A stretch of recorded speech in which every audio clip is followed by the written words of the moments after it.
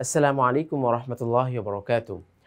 শিক্ষার্থীগণ, আমরা ১৪ নম্বর সবকে উপস্থিত হয়েছি। তো ১৪ নম্বর সবকের মধ্যে হেডলাইনই কায়েম করা হয়েছে র পড়ার নিয়মাবলী।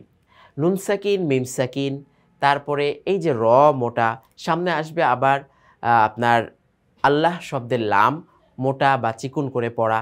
এই যে পোর বারিক, মোটা বা চিকুনের যেটা আমরা ফার্সিতে ব্যবহার করি, কিন্তু ওইটাই আবার আমাদেরকে আসলে মক্তবে বা ওইভাবে বাচ্চাদেরকে পড়ানো হয়। পোর বা তারপরে আপনার বারিক তথা মোটা পাতলা, কোন জায়গায় গিয়ে আমি রটাকে মোটা পড়ব, কোন জায়গায় গিয়ে চিকন পড়ব, এই বিষয়গুলো স্পষ্টভাবে বলা। তো আমরা এখানে দেখতে পাচ্ছি ১৪ নম্বর সবকে র পড়ার নিয়মাবলী এখানে লেখা রয়েছে। তো এখানে একটু ব্র্যাকেটে হাইলাইট করা হয়েছে যে উস্তাদগণ র পড়ার নিয়মাবলী সুন্দর করে বুঝিয়ে মশক করিয়ে দিবেন।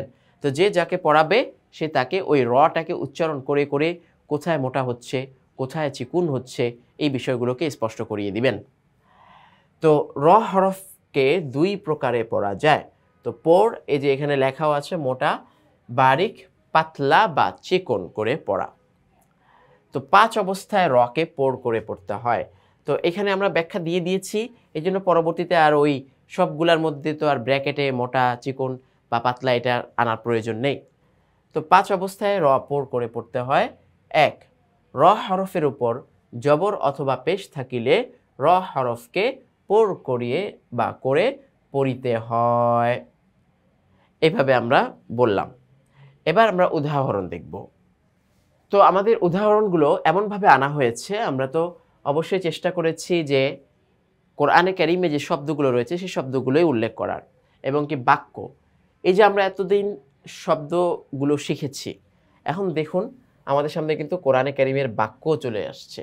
তো একদিকে রটাও শিখবো আমরা, আরেকদিকে বাক্যগুলো আমরা প্র্যাকটিস করব, বা শব্দগুলো আমরা বড় বড় শব্দগুলো আমরা প্র্যাকটিস করব বা মাস্ক করব, যেটাকে আমরা বলি।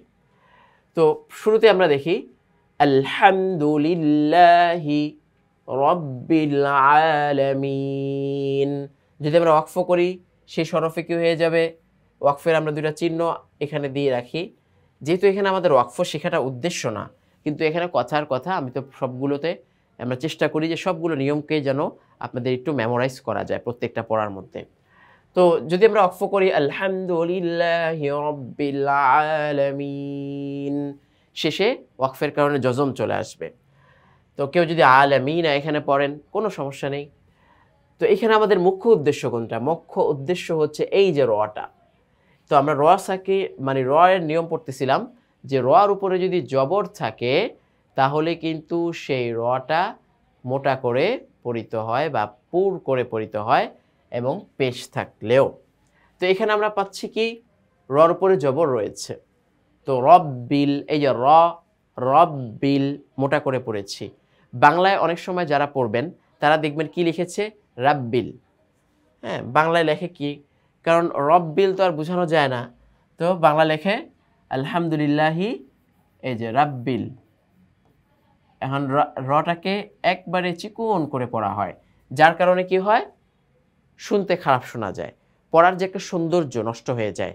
নুন সাকিন, আল্লাহ শব্দের লাম, এগুলো এই যে র, এগুলো হচ্ছে সৌন্দর্যটা বৃদ্ধি করে। তো এগুলো না থাকলে পড়ার সৌন্দর্যটা নষ্ট হয়ে যায়। তো রব্বিল, এখানে আমরা পড়ব কি? রব্বিল, র মোটা। এরপরে কি? ইহদিনাস সিরাতাল মুস্তাকিম, ইহদিনাস সিরাতাল মুস্তাকিমা। এখন এখানেও আমাদের মুখ্য উদ্দেশ্য কোনটা? এই যে রটা। তো এই রটার উপর আমরা দেখতে পাচ্ছি যে জবর এসেছে, সেজন্য রটাকে মোটা করে পড়লাম আমরা, ইহদিনাস সিরাতাল মুস্তাকিম। পরবর্তী শব্দ ওয়াতারাকাহুম, ওয়াতারাকাহুম, র মোটা। ওয়ামা ইয়াশউরুন, তো রয়ের উপরে কি আসছে? পেশ এসেছে। এইখানে পরেরটা তো লা ইউবসিরুন, লা ইউবসিরুনা। তো দোনোটার মধ্যে পেশ এসেছে। যখন পেশ আসলো, পেশ আসার কারণে এই রটাকেও মোটা করে পড়তে হলো। তো পেশে তো ঠোঁটটা গোল হয় এবং উচ্চারণটাও মোটা হয়। লা ইয়াশউরুন, ওয়ামা ইয়াশউরুন, লা ইউবসিরুন। এইভাবে। এরপরে কি লা রাইবা ফীহ ফাত্তাকুন নারাল্লাতী, এই যে এখানে কিন্তু জজম এমনিতেই আছে, তো ওয়াকফ করলেও কি আর না করলেও কি দোনো অবস্থাতেও আপনাকে এই জেরি পড়তে হবে। ফাত্তাকুন নারাল্লাতী, আমাদের মুখ্য উদ্দেশ্য কি এই যে রটা। আর রহমান, আর রহমানু, এই রটা আমরা মোটা করে পড়লাম। এই ছিল প্রথম প্রকার বা প্রথম নিয়ম। দ্বিতীয় নিয়ম কি, র সেকিন তার ডাইনে জবর অথবা পেশ থাকিলে সে রকে পোর করিয়া পড়িতে হয়। তো এখানে আমরা দেখি তুরজাউনা, তো আগে ছিল হচ্ছে স্বয়ং রর উপরে জবর অথবা পেশ, আর এখানে হচ্ছে র সাকিন থাকবে, জজম থাকবে, তার ডানের হরফটাতে হরকতটা থাকবে হয় জবর নয় পেশ।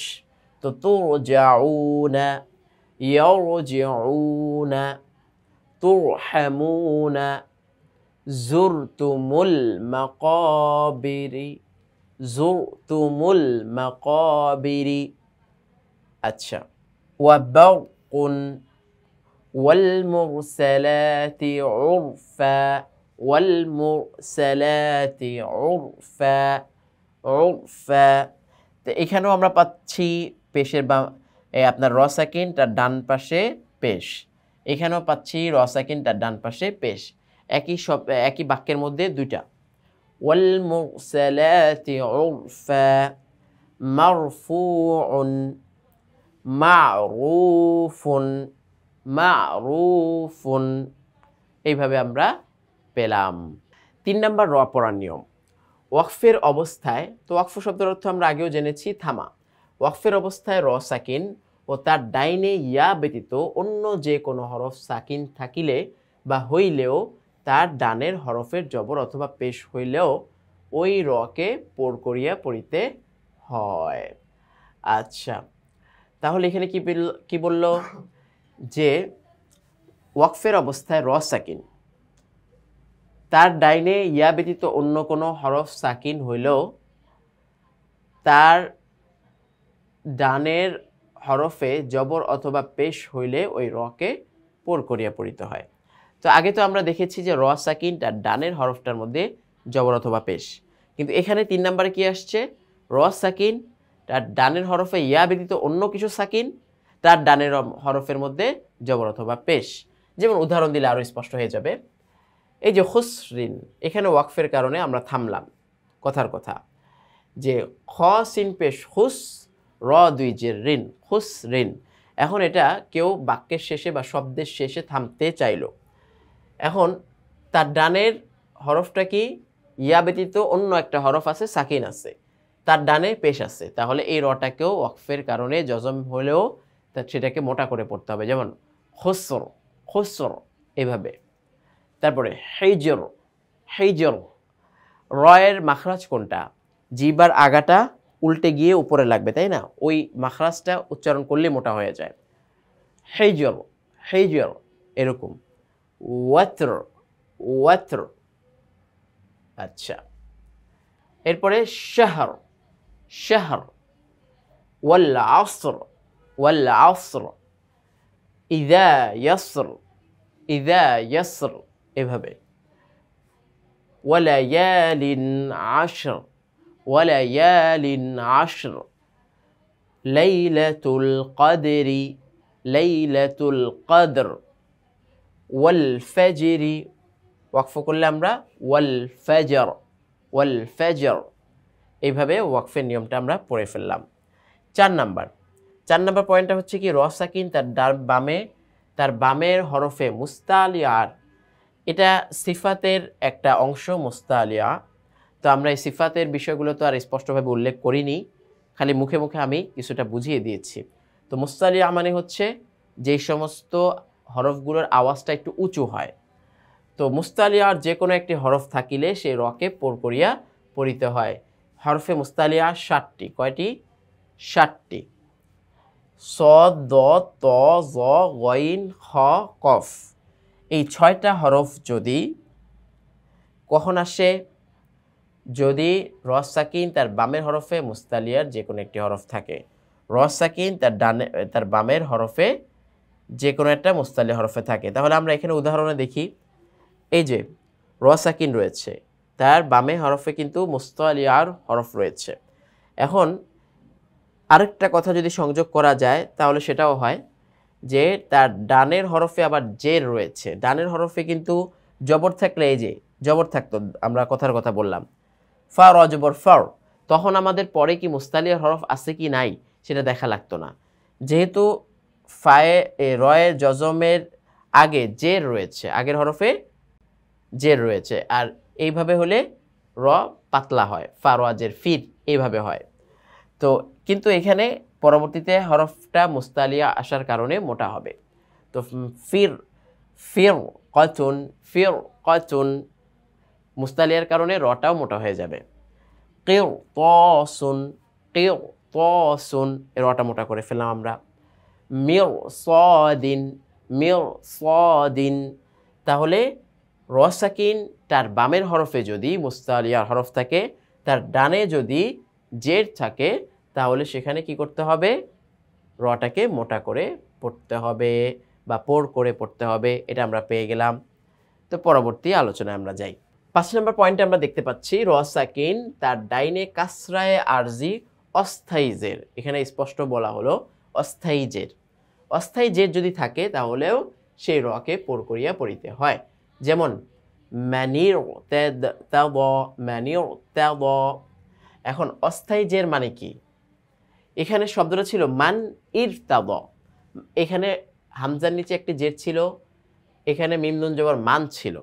কিন্তু এই হামজার জেরটাকে, এটা আরবি কায়দা অনুযায়ী, এটা যেটাকে আমরা বলি কি গ্রামাটিক্যাল বিষয়, এখন এটা তো আপনাদের সাধারণ জনগণদের বোঝা অনেক কঠিন, তো আমি খালি একটু নিয়মটা বলে দিই। তো এই যে মান ইরতাদ শব্দটা ছিল, দুইটা শব্দ আলাদা, এই হামজার জেরটাকে নিয়ে নুন সাকিনের এই জজমটাকে সরিয়ে দিয়ে এই জেরটা এখানে চলে আসছে। তো এই যে একটা অস্থায়ী জের, দুইটা শব্দ মিলানোর কারণে জেরটা আর স্থায়ী হতে পারছে না, এরকম অস্থায়ী জের মূলক কোনো শব্দ যদি হয় তাহলে সেখানে মোটা করে পড়তে হবে, ম্যানিউ তেদ, ম্যানিউ তেদ, এভাবে। ঠিক একই ব্যাখ্যা এখানেও, ইনিউ তাবেতুম, ইন আলাদা ছিল, ইর তাবতুম আলাদা ছিল, কিন্তু এখানের জেরটা এখানে দিয়ে দেওয়া হয়েছে, নুন সাকিনটাকে সরিয়ে দেওয়া হয়েছে। ইনিউ তাবেতুম, তারপর আমিউ তাবু, আমির আমির তাবু। আচ্ছা, এটাও একই কথা, কিন্তু একটু লেখার মধ্যে একটু সমস্যা হয়েছে, আলিফটা হচ্ছে এখানে আসবে। তো আম ইর তাবু শব্দটা ছিল আম ইর তাবু, এই হামজার জেরটা ছিল, আর এই আমের মধ্যে জজমটা সরিয়ে দেওয়া হয়েছে। ঠিক আছে, এই জজমটা হচ্ছে আমের মধ্যে থাকবে, রটা এই পাশে ছিল কিন্তু আলিফটা প্রিন্টিং মিস্টেকের কারণে এদিকে চলে আসছে। তো আমির তাবু, ঠিক একই কথা এখানেও, রব্বির জিউন, রব্বির জিউন, অস্থায়ী জেরের কারণে এটা রটাকে মোটা করিয়ে পড়তে হয়। যদি স্থায়ী জের থাকতো তাহলে কিন্তু র সাকিনের ডানে জের থাকলে র সবসময় চিকুনি হয়, পাতলাই হয়, সেটা আমরা সামনে জানবো ইনশাআল্লাহ। তো এই পর্যন্ত আমাদের এই সবকের আলোচনা চলে গেল। ইনশাআল্লাহ পরবর্তী সবকে আমরা রয়ের যে পাতলা নিয়মগুলো রয়েছে, চিকন নিয়ম রয়েছে, সেটা নিয়ে উপস্থিত হব।